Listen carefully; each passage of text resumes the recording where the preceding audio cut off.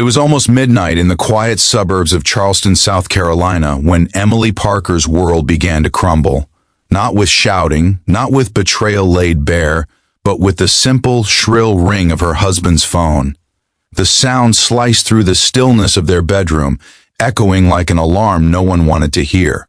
Jason stirred beside her, half asleep, fumbling for the phone on his nightstand. The glow of the screen briefly illuminated his face, and in that fleeting second, Emily caught the name that would change everything, Grace. Her heart skipped. Grace? She knew that name. She had seen it before, on receipts, random messages, work mentions, small things that seemed harmless. But at midnight, her instincts screamed otherwise. Jason quickly silenced the phone, muttering something about a work emergency before slipping out of bed and stepping into the hallway. The floor creaked under his weight, then silence. Emily sat up, her pulse hammering. She stared at the door, the faint light of his phone spilling under it like a secret trying to escape. Before we go further, if you believe in kindness, forgiveness, and second chances, please don't forget to like, comment, share, and subscribe. Your support helps us keep bringing you more heart-touching real-life stories that remind us of what truly matters. Emily listened to the muffled tone of Jason's voice from the living room. It wasn't the tone of a man talking about spreadsheets or deadlines. It was soft, low, gentle, the kind of voice he used to reserve only for her. A lump formed in her throat. She slipped out of bed, her bare feet cold against the wooden floor, and slowly approached the door. Through the small cracks, she could see him, shirtless, sitting on the edge of the couch, phone pressed to his ear. He was whispering, "I miss you too." The words hit her like a physical blow. Her knees almost gave out, but she caught herself on the doorframe, her breath shaky and uneven. For a few seconds, she couldn't move. She wanted to burst into the room, to scream, to demand an explanation, but instead she backed away, quietly, painfully, because the truth was clearer than any confrontation could make it. Jason was cheating on her. That night she lay awake, her back turned toward the empty side of the bed. Her mind replayed everything. The late nights at work, the sudden change in his cologne, the way he avoided her eyes during dinner. They had been married for 7 years, 7 years of building a home, a life, dreams, and yet here she was, lying beside a stranger. The next morning, Jason acted as if nothing had happened. He kissed her cheek before leaving for work, promising to be home early. Emily forced a smile, her heart breaking quietly behind her calm eyes. As soon as the door shut, she collapsed into tears. The house felt colder, emptier, like it already knew what was coming. Over the following days, she became a ghost of herself, pretending everything was fine, cooking dinner, folding his shirts, while secretly watching him drift further away. She noticed how he smiled at his phone, how his eyes lit up in ways they no longer did when he looked at her. She had always believed love was built on trust, but now that trust felt like a cracked mirror, sharp, dangerous, reflecting pieces of what once was. One rainy afternoon, while Jason was in the shower, his phone buzzed on the counter. Emily stared at it. Her hands trembled, torn between fear and the desperate need for truth.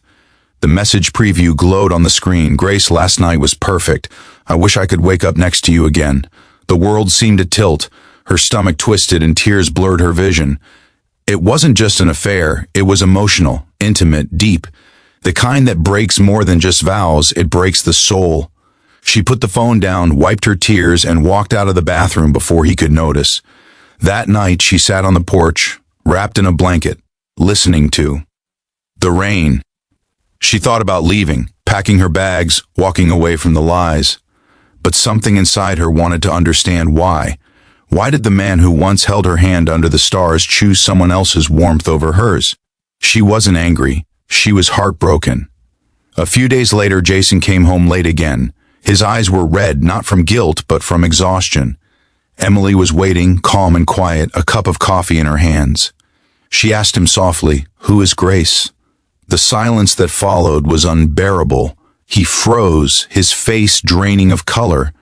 He tried to lie at first, said she was a coworker, a friend, but Emily just looked at him, her eyes full of pain but also strength, and slowly his facade cracked. He confessed. Grace was a woman he'd met at work months ago, during one of his late projects. They'd started talking, sharing frustrations, jokes, and before he realized it, feelings had grown. He said he didn't plan for it to happen, that it just did. Emily listened, her tears streaming silently. She didn't interrupt. When he finished, he reached for her hand, but she pulled away. She told him that love doesn't just happen. It's built, nurtured, and chosen. And somewhere along the way, he had stopped choosing her. For weeks, their house felt like a graveyard of unspoken words. Jason slept on the couch. Emily barely ate. But amid the pain, something unexpected happened. Reflection. She realized she had been living for him for too long, sacrificing her dreams, her voice, her happiness, all in the name of love. The betrayal hurt deeply, but it also opened her eyes. She had forgotten who she was beyond being his wife. So one morning she made a decision. She packed a suitcase, just enough for a few days, and left a note on the counter. It said, "I need to remember who I am before I can decide if I still want to be us." Then she drove to her sister's place in Savannah. The wind through the car windows felt like freedom, painful but liberating. The days that followed were full of quiet healing. Emily walked by the ocean every morning, letting the sound of waves drown her thoughts. She cried often but also laughed for the first time in months. She started sketching again, something she hadn't done since college, and realized that her heart, though shattered, still beat with life. Meanwhile, Jason reached out every day. He sent apologies, messages full of regret, and promises to change. But Emily didn't respond, not because she didn't care, but because she needed to find her strength first. Weeks turned into a month. One evening, she stood by the shore, watching the sunset paint the sky gold and crimson. Her phone buzzed again. Jason. This time she answered. He told her he had ended things with grace, started therapy, and was trying to become the man she deserved. His voice trembled when he said he missed her. Emily listened quietly. She didn't say she'd come home. She simply said, "I'm proud you're trying." Healing wasn't instant. Trust couldn't be rebuilt overnight. But for the first time in a long while, Emily felt peace. She knew that no matter what happened, whether she forgave him or chose to move on, she would be okay, because she had rediscovered herself. Months later, Emily returned to Charleston. Jason was waiting on the porch, a box of old photos beside him. He looked different, not just older, but humbled. They talked for hours, not about blame, but about understanding.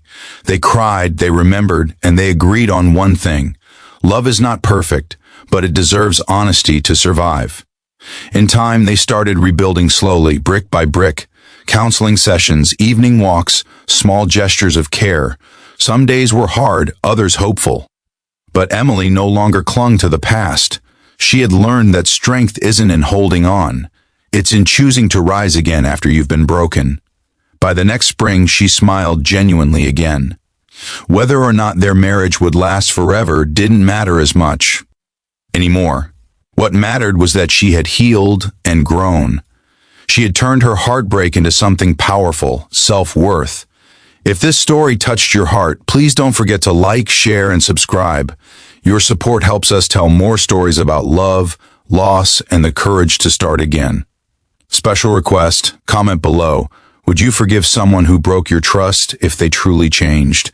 And remember, sometimes the phone that breaks your heart is the same moment that saves your soul.